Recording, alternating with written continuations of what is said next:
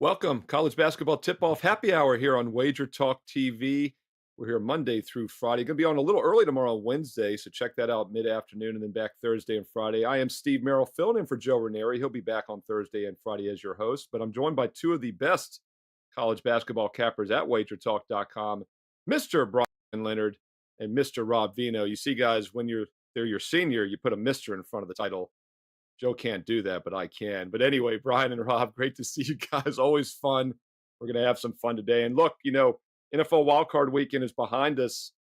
We only have seven. We've played six. We only have seven NFL games remaining. There's not much football. Your bread and butter moneymaker sports are going to be basketball, college, and pro for the next several months. So pay attention here on the College Basketball Show each and every day. And comment below. We read all the comments and we reply back here on YouTube. Bryan Leonard, let's get things started. Iowa State, BYU for your big game breakdown. I think it was Brian Power a couple weeks ago was pointing out that BYU at one point was like fourth in the Ken Palms, a very under the radar team. So I'm interested to get your take on this game against Iowa State. Yeah, they've been very good. They were very good when they played out here in the Mountain West, and it's just a good program. And they've done very well so far in the Big 12. Cyclones 13-3 on the season, 2-1 in the Big 12. They've crushed the opposition when playing at home this year. When they play on an undefeated home court, they've just been really good. They knocked off Houston and Oklahoma State on that court prior to this road game. That Houston game was a real show-me game for Iowa State. This is just the third true road game for the Cyclones. They lost at Oklahoma, and they beat our favorite whipping boy, DePaul. Even in neutral site games, this team struggled going 1-2, losing against Virginia Tech and Texas A&M. Much like the Cyclones, BYU plays very tough home court. They too are 13-3 out of the season, 1-2 in league play. They have an effective field goal percentage of 57.1 while allowing just 44.4. This is a very good defensive team in the Cougars.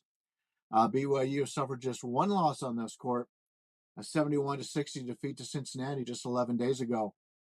In fact, they've dropped two of the last three lately and have a tough schedule coming up with Texas Tech, Houston, and Texas on deck. So this is a really important game for BYU. And I've talked about the wins on this court. Not only have they been dominant, they won by margins. 47, 9, 57, 43, 41, 16, 32, 42, and 26 points. This is a team that's always played very well at home. They've got a terrific fan advantage at BYU. A lot of crazy fans because they used to come here to Las Vegas here for the tournament. And BYU fans were the loudest out of the bunch. New Mexico and BYU fans are terrific. And I like the Cougars here. I think this is a game that they need to have. The line's going up a little bit. A lot of people on BYU today, but I think that is correct, as I have not seen enough out of Iowa State on the road to think they're going to cover this spread. So give me BYU in one of the strongest home courts in college basketball.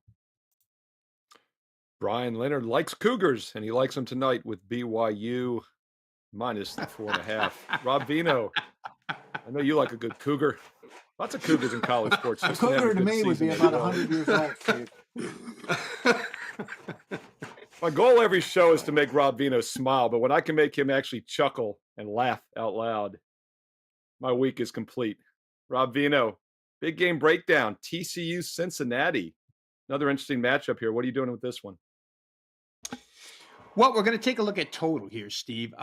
It sits currently at 150.5. I think this one's going to get up and over the number for a couple of reasons. I take a look at the first three Big 12 opponents that Cincinnati has faced. Of course, newcomers to Big 12 basketball. And they're all kind of different from what TCU is on the offensive end and somewhat on the defensive end. But let's take a look. Cincinnati's played Texas and BYU. They're number 1 and 2 in conference play tempo, but they're both lousy in offensive efficiency. Neither shoots the 2-point well, and they have high turnover rates, so their offensive efficiency is dragged down, even though they play fast. The other opponent that they played is Baylor. Baylor plays slow, extremely slow. They're 11th in the Big 12 in tempo, 10th in effective field goal percentage. They don't shoot it well. They play slow. Their only assets really are free throws and ball protection. If I look at the defensive end of this, Baylor and BYU, they're ranked 5 and 6 in the league, pretty good. Texas number 10. All that in mind here, and I look at TCU, a completely different animal. Number 26, offensive efficiency in the country, and they play with pace. Texas plays with pace. They don't play very good efficiently on offense, but they still manage to score 74 points against this Cincinnati defense. TCU's pace, top 10 in the country in seconds per shot. Get the ball, get it up. A lot of that's because they force a ton of turnovers. They excel in that regard, forcing turnovers, scoring points off of them. Switch to the other side of the basketball, and they stink. They're the worst, at least as far as league play is concerned. They're the worst defense that Cincinnati will have played so far in their young 4 games inside this league. Number 11 is TCU in defensive efficiency, and they're the worst offensive rebounding team in the league. So, again, they're different in many ways. And I think when you match these teams up, what it leads you to is this: TCU scores on everybody. So far, the 2 tempo teams that are decent with offensive efficiency in the case of Xavier, and then, of course, Texas with the fast pace, they scored 74 and 79 against Cincinnati. I could see TCU doing that here in this particular instance.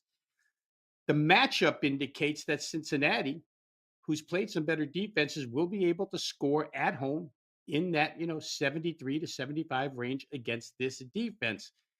The 2 totals for Cincinnati final scores in games that they played against fast-paced teams, Xavier and Texas, 147 and 163. Today we're looking at 150.5.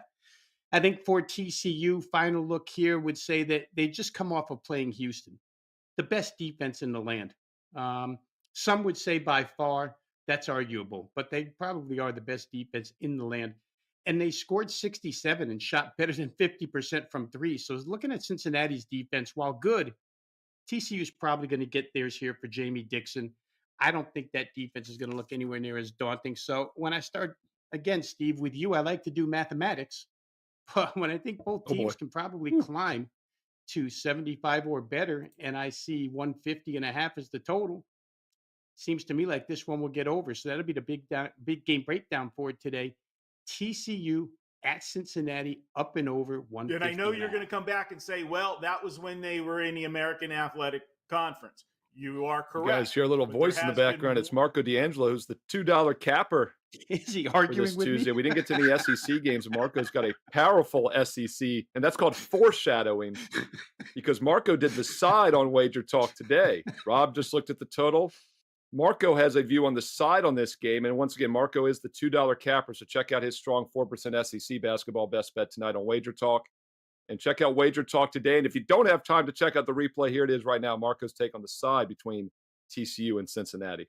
And I know you're going to come back and say, well, that was when they were in the American Athletic Conference. You are correct. But there has been one example so far this year in Big 12 play, and they are 1-0 in it.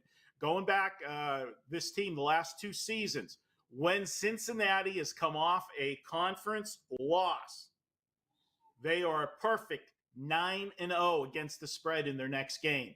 And yes, they have had a conference loss already this season. That was to Texas. And what did they do? They came back the next game and covered the spread against Baylor. I'm going to go ahead and take Cincinnati in this one, and I am laying the points, Theodore. And once again, just so you don't think Marco's losing it and thinks my name is Theodore, that was with Teddy Covers and myself. I was filling in for the Prez. That was Wager Talk today. It's on every Monday through Friday, noon Eastern, 9 a.m. Pacific. And if you Bryan Leonard today, check out tomorrow's episode on Wednesday. As Bryan, you will be one of the guests on Wager Talk today, the Wednesday edition. And once again, those shows are replayed and archived 24/7 here, Wager Talk TV. All right, so that was both the and the total look for you in that game at 7 each between TCU and Cincinnati. But now let's go back around and get some best bets for the show on the way out. Bryan Leonard, I will start with you. What are you looking at here on Tuesday Night College Hoops? I will say that that's probably the first time that Marco has ever interrupted you. It's usually Prez doing the same thing on every show we've ever been on. So I got to give Marco some crap for that. But yeah, it's a good day for us. We got 2 plays up in college basketball, 1 play up in the NHL. Split the NHL plays yesterday, but he did lose our top play on yesterday's cards, which was Nashville against Vegas. Vegas, even shorthanded, came out and played a really good game. So that kind of surprised us yesterday. But uh, been a terrific college basketball season, terrific NHL season. And take a look into some of those longer packages available for that, as we've been done very well so far in those two sports. Let's take a look at something out in my range here. Utah State and New Mexico out here in the Mountain West Conference. Life is going right for the Aggies. Entering play at 16-1 on the season, a perfect 4 in the Mountain West Conference. And while those numbers are impressive, a closer look shows this team is a bit of a fraud, at least in my opinion. The non-conference schedule was weak. They just had 4 teams that they faced that were listed in my top 100.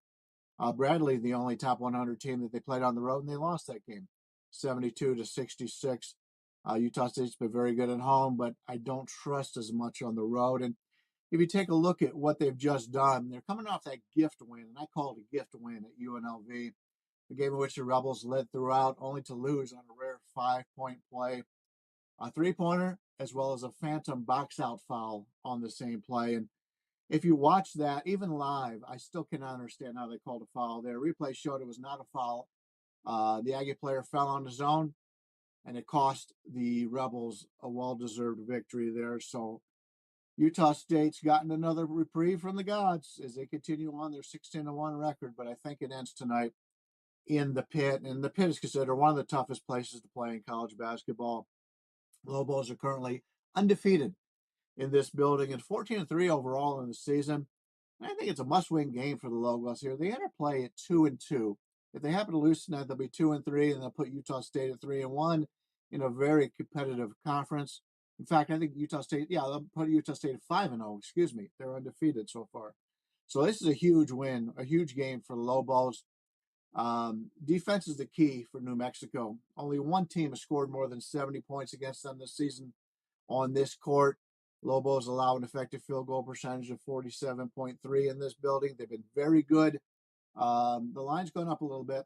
It's been a popular play, just like this Cincinnati play that Marco talked about earlier. Line is going up a little bit on that too. Popular play. I like New Mexico here, even with this game going up to -6. Utah State's just a team that I think has been living on borrowed time, and this is the last place you want to be playing when you've got a New Mexico team here who was behind you in the standings on this court. Give me New Mexico in this game against Utah State.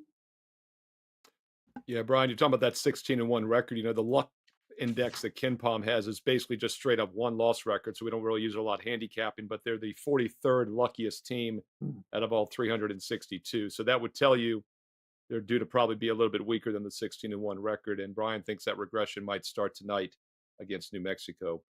All right, Rob Vino, give us something to look at here for the show. You gave us an over-under for the big game breakdown. Maybe another total. I know you love your overs. You also kind of like first half plays, so I'm curious how you're going to play this game. Florida, Tennessee, you're looking at. Yeah, I am going to split this one in half, Steve, and look toward the first half, kind of under the context of if it ain't broke, don't fix it, right? We use that an awful lot on the NBA tip-off show, but where Florida's concerned, played 3 SEC games. All 3 SEC first halves involving Florida have gone up and over the total. 82 points versus Kentucky in the first half, 84 at Ole Miss, and then 79 the other day against Arkansas, playing with extreme tempo, number 11 in the land under head coach Todd Golden. It's not that they shoot it wonderfully. They're about an average shooting team by all metrics. However, the opportunities that they create with this tempo are really what gets them up and over these numbers.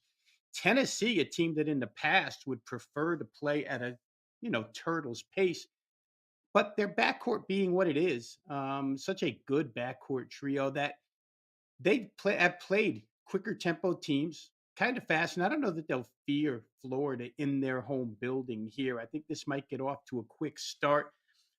You could have possibly looked toward Tennessee home total, at least in my mind, for the first half, because I think Tennessee against this Florida defense, which has not been all that good this season, probably gets the better of it instantly. Remember, Florida's only had 2 true road games all year.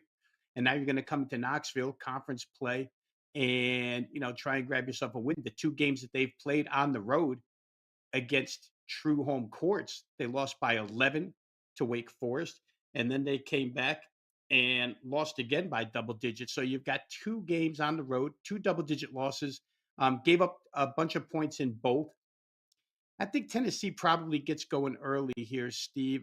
Pretty good shooting team. Didn't have a great shooting output the other day against Georgia, but still managed 85 points in a game that hit 164 with Georgia.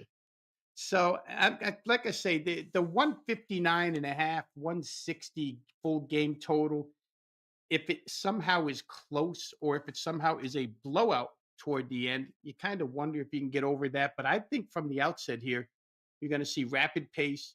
You're going to see points. Florida's done that, like I say, in their first three games here in the SEC play. So give me up and over 75 and a half between Florida and Tennessee in Knoxville. We'll play that one as the best bet for today. Rob Vino saying, look at the first half over in that Tennessee-Florida game. And look, Joe Ranieri's not here. He'll be back for the Thursday and Friday shows, but I'd be remiss if I didn't use a free play in that Kansas-Oklahoma State game in Joe's honor. I'm actually going to look at his alma mater, the Oklahoma State Cowboys +7. What do you do with one of the worst point spread teams in the country? Well, you play them, of course. They're 4-12 against the spread this year. They're in the bottom 95 percentile. There's only 5% of the teams out of the 362 that have a worse point spread record. But all seriousness, when you get to conference play this time of the year, there starts to be overreactions, I think, based on the non-conference season. And by the way, Teddy Covers and I talked in depth about that today on the Tuesday Wager Talk Today episode. So go check that out here on the replay. And there's some other reasons why I like Oklahoma State +7, not just the inflated line, but we talked about the luck index. Oklahoma State, the 343rd most unlucky team with their 8-8 start. Kansas, 39th luck, 14-2. Jayhawks, by the way, just 6-9 against the spread. They haven't exactly been a moneymaker either this season. And they've only played 2 true road games all year. Lost outright last week as an exact 7-point road favorite at Central Florida, same line as this. And their only other true road game was in mid-December at Indiana, 6.5-point favorite. They won by only 4. In fact, if you count their neutral court games going back to November, they haven't won any game away from home by double digits except Chaminade, Joe Ranieri's backup school, by the way, for those of you wondering at home. I like Oklahoma State here +7. I also think they're going to slow the game down. Home teams can dictate tempo better. Oklahoma State will look to play a slower pace game, which enables them to stay within the 7 points. By the way, this is my free play today on my page. If you'd like more analysis, check that out, SteveMerrillWagerTalk.com, because I have one best bet tonight for my clients. It's a strong steamroller, a favorite in college basketball that I think is going to crush the line. You don't want to miss it on a 13-6 all sports run over the past week. And also don't forget, instant 20% discount on all access packages this week only with promo code SUPER20. SUPER20 gets you 20% off instantly any all access special this week. Steve Merrill, WagerTalk.com.